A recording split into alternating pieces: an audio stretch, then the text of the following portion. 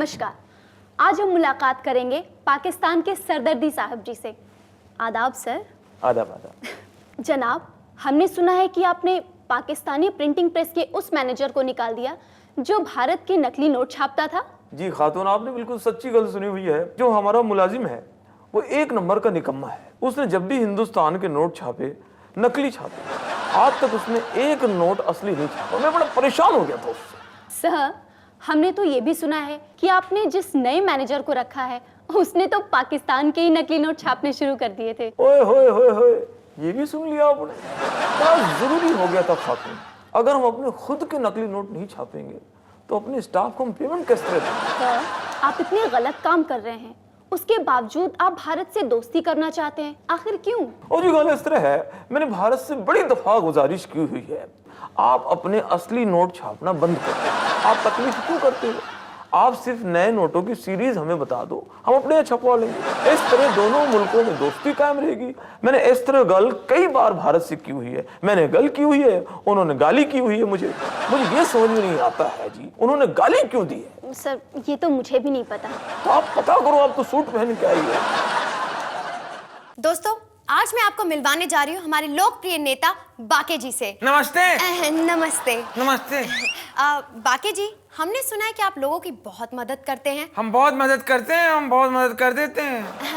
मान लीजिए आपके विपक्षी पार्टी के नेता पानी में डूब गए। हाँ, आप उनको बचाने के लिए क्या करेंगे?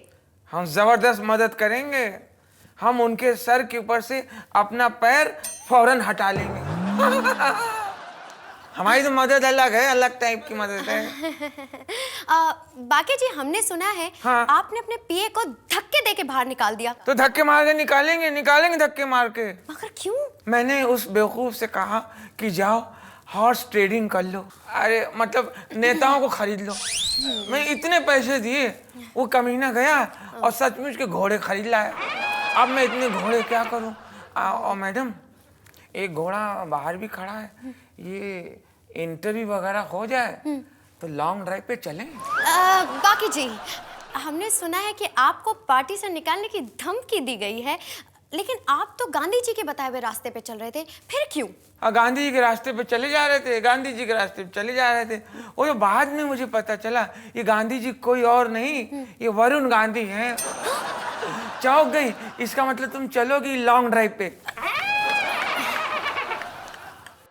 नमस्कार साहब, नमस्कार साहब। साहब ये कैसी सर्विस है साहब? एक दिन लाइट रहती, एक दिन लाइट नहीं रहती, एक दिन लाइट रहती, एक दिन लाइट नहीं रहती है। इसे गर्मी में कैसे बर्दाश्त करें? किससे कहें, कब तक सहें? भाई गर्मी लगती है तो फैन चलाओ ना, मीटर उखाड़ के। और साहब, आप खुद कह रहे हैं कि पिछले हफ्ते नर्मदा से बिजली पैदा हुई है, उसका क्या हुआ? अरे वो तो हमारे क्लर्क की जोरू का नाम है नर्मदा, जिसको पिछले हफ्ते बेटी पैदा हुई है, उसका नाम है बिजली, मीटर उखाड़ के।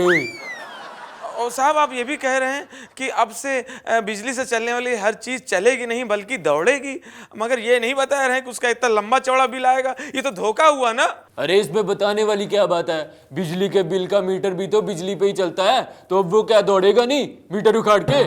और साहब, आप लोग एक घोषणा किए रहे कि इस नई योजना से जनता को बहुत फायदा होगा, बिजली के बिल 50% कम हो जाएगा, उसका क्या हुआ? अरे ये योजना तो एकदम बड़ी कामयाब चल रही है। मतलब? अरे मतलब आप ही ने बोला ना कि बिजली एक दिन आती है एक दिन नहीं आती है, तो हुई ना 50% की बचत मीटर उखाड़ के। साहब, वो उखड़ा हुआ मीटर है आपके पास? क्यों? तोहरे मुंह पे खींच के मारे। थू। चूहे बहुत हो गए। सुदामा, क्या शक्कर लाए हो? हम यमराज हैं। अच्छा, पंजाब 11 के युवराज। हम यमराज हैं, यमराज। अरे मैं मर गया। तो मेरे घर का क्या होगा? मेरे खेतों को क्या होगा? मेरे खेतों में पानी कौन देगा? मेरी फसल कौन काटेगा? मेरे जानवरों को चारा कौन देगा? मेरे कुत्तों को कौन टहलाएगा? अरे चुप चुप चुप चुप। मेरा नाम डॉक्टर यमराज सारस्वत है और तुम सरकारी हॉस्पिटल में हो। अच्छा, मगर हम यहाँ कैसे आ गए? देखो, तुम जो है ना, तुम बनिए की दुकान पे चीनी के दाम सुनकर बेहोश हो गए थे, लेकिन अभी तुम ठीक हो। ये लो दवाई, पकड़ो और घर जाओ। अरे डॉक्टर साहब, अभी सरकारी अस्पताल का खाना आएगा, खाना वाना खा के दवाई वही लेके अच्छे से जाएंगे। अब तो हम जिंदा हैं। देखो, हमारे यहाँ राशन पिछले 1 महीने से खत्म हो चुका है और दवाइयाँ तो पिछले 4 महीने से खत्म हो चुकी हैं। तो फिर ये पुड़िया में क्या दिया है? इसमें है एक बहुत बड़े नेता का बहुत बड़ा भाषण। इसे पढ़ लोगे तो तुम्हारी भूख बिल्कुल मिट जाएगी, तुम्हें राशन की जरूरत ही नहीं पड़ेगी। अरे वाह, अपने देश में इतनी अच्छी अच्छी सुविधाएं आ गई और अब हम उन्हें भोग नहीं पाएंगे। हाँ, मरने का टाइम आ गया। नमस्कार, आज हमारे बीच में है एक जाबाज, नेक और बहुत ही ईमानदार पुलिस कमिश्नर मिस्टर नामदेव माने। आज वो हम सबके सामने करने वाले हैं एक अहम और बहुत बड़ा खुलासा, लेकिन उस खुलासे से पहले हम उनसे पूछते हैं कुछ सवाल। नमस्कार सर। क्या हो गया? कुछ नहीं sir, interview.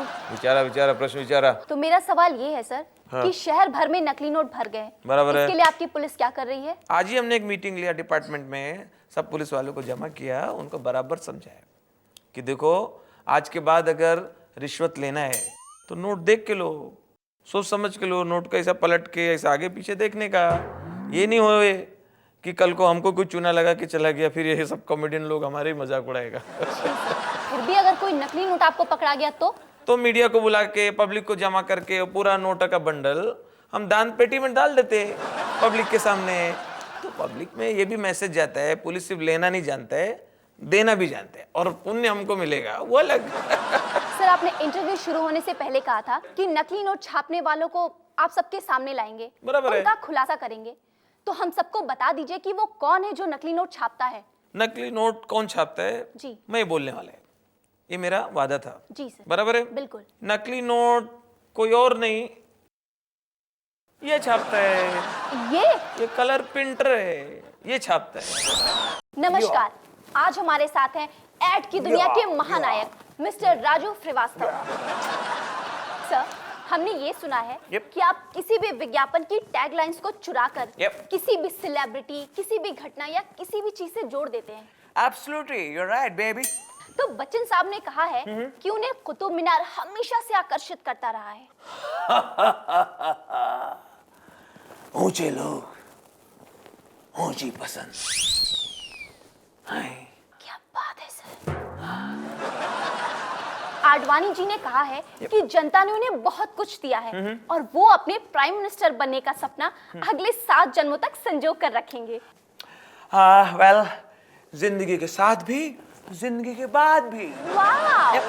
Sir, Rakhi Sawant ने कहा है कि वो लड़के को बिना जांचे परखे शादी नहीं करेंगी। हाँ, पहले इस्तेमाल करें फिर विश्वास करें।